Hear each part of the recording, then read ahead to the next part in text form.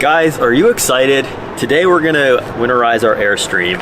To get going, it's a pretty simple process. Basically, the whole goal is to get all the water out so it doesn't freeze and expand in your lines. There's a few places we can't quite get to, like the P-traps, and that's where our first little specialty product comes in. RV and marine antifreeze. Basically, it's just a glycol-based product that goes in stuff like the P-traps that you can't really empty. The next thing we're gonna have, by the way, this is for an Airstream, so these directions are sort of specific to that. The next thing you may not have exactly laying around is a 15/16 socket. This is to remove the drain plug from the water heater. A 6-inch extension to actually get to it. And then finally, the most specialty item of all is this. I bought it on Amazon, and it adapts my air compressor to the hose bib on the side of the RV. So let's get going. The very first thing I want to do is go underneath here and find the low drain points. I should also make note, there's a couple things I've done before doing this. First of all, I've completely emptied the gray and black water tank and given it like a big flush. I've also emptied the freshwater tank, so those two are theoretically both empty. So what we're really just doing is getting this stuff out of the lines right now and out of the water heater. So if we take a look down here, and this particular Airstream, let's see if I can get this in focus. Hopefully you guys can see this. There's these two valves right here, and they are the low points in the plumbing system. So we're gonna go ahead and open those and just let the water drain out, if there is any. It might need to actually go open the valves. Or sorry, open the faucets, because there might be a little vacuum lock.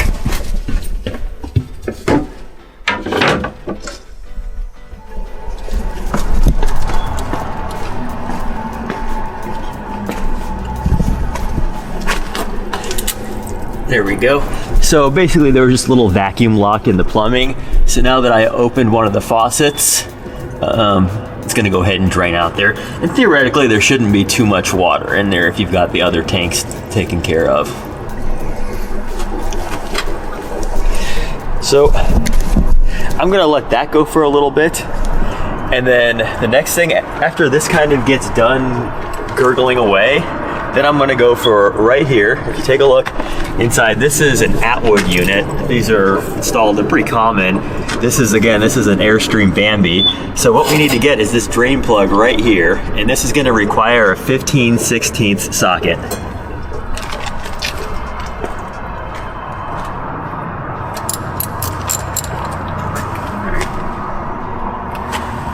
All right, so giving it just a minute here, and it looks like there's no more water coming out of the low points down there. So we're gonna go ahead and open this up. And there's gonna be a bunch of water that comes out, because there's probably, I think this is like a 5-gallon heater, and it's just gonna all just kind of dump or just flow right out of here. So that's no problem though. So next up, we gotta get, this is why we have our 6-inch extension and able to get into here. Open this up.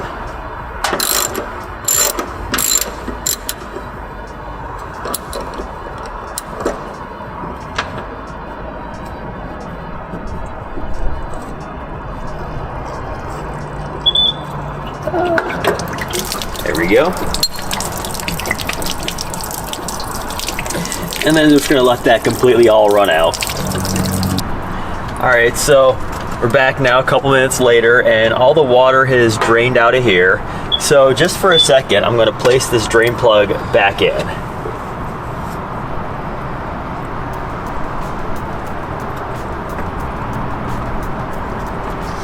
Now, even though all the water is drained out of the tank, there's still water in all the plumbing lines in here. So that's the next thing we're going to take care of. So I'm going to put this in here.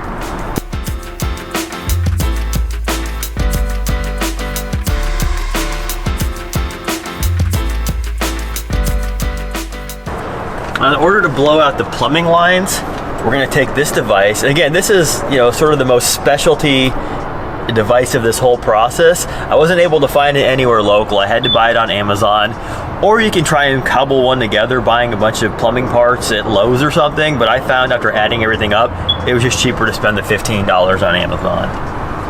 So we're gonna come over here. Because we're outside and we don't really have any power, I have my air compressor hooked up to the generator, but I've already got it pre-charged. In a minute, I'm gonna have to turn it on, so hopefully the microphone still works all right.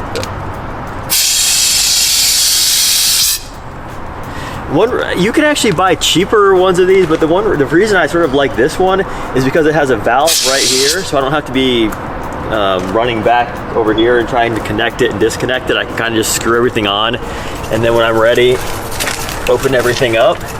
So this is gonna connect just like you would a water line, but instead of putting water into the system, we're gonna put air into the system.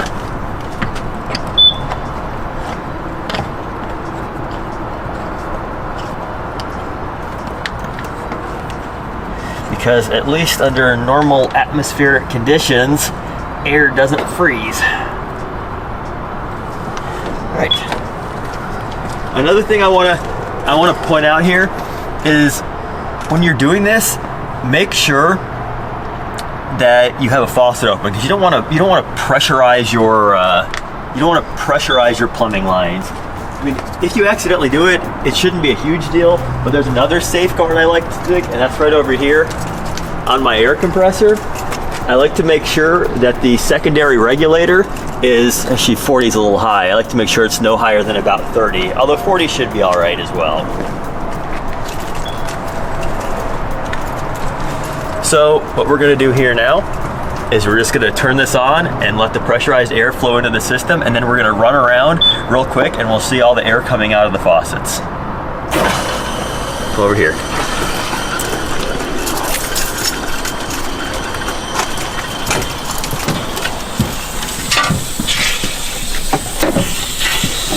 So we can kind of see the air getting blown out of the lines here. There's actually not too much in there. Let's try. See, real quick, I'm gonna go throw this. I'm gonna turn this generator on and make sure you get a nice steady flow of air.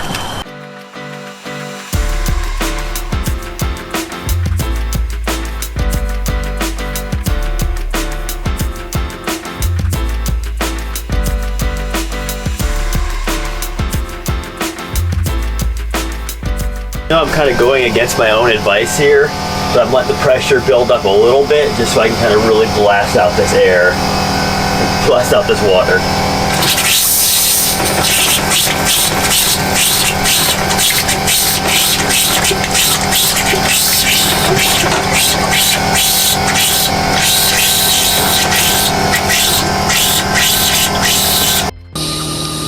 All right, so it's been like 10 minutes and we've gotten to this point where all we're getting is a couple tiny little sputters of water every now and then, and I'm gonna about call that good. So the final thing I'm gonna do is now we have to get the water that we just drained out, on the ground and out of the system, because it's kind of just drained out. So we're gonna go back outside and open those low point valves one more time.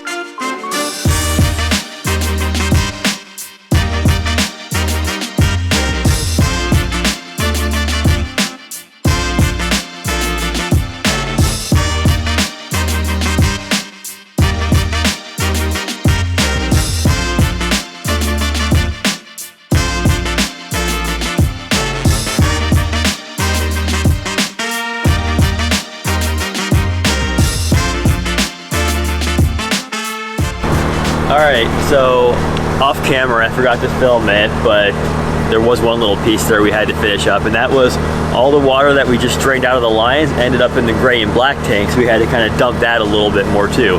It's also why I said when we got going that it's really important before you do this to really get that gray and black water tanks really dumped and flushed cleanly before. So the very last thing we have to do to get this thing ready for the winter is throw in our antifreeze. This is just, I don't know, I bought it at Walmart. I hate that place. It's like $2, but it's good to -50. It never gets, even Seattle, never gets close to that there. So there's probably already some water in the P-traps, and that's okay. This is just gonna mix with it and mean, maybe if you lived in like the Arctic or something, you want to make sure that's the only thing in the P-traps, but for anywhere reasonable, just a nice mixture of this should get us through the winter just fine. Come on.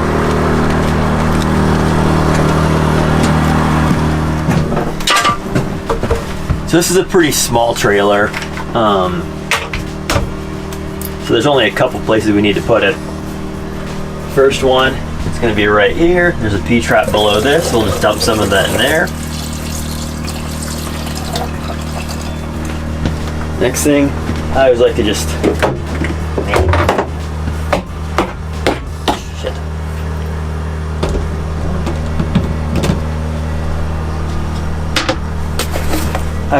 dump some in there like this. Let it flush down. And then I kind of just leave some sitting in there. Like that. The very final thing is just right down there.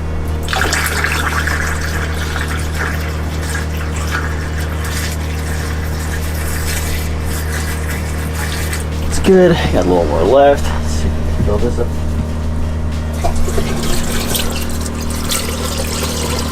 You know, and that's probably plenty, but I've got a little bit left, so might as well use it. Just get these.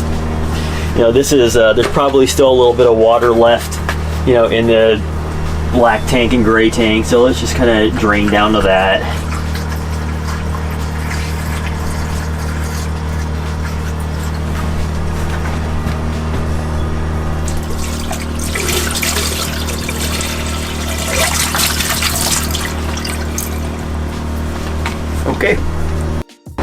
Okay, so that should about finish it up.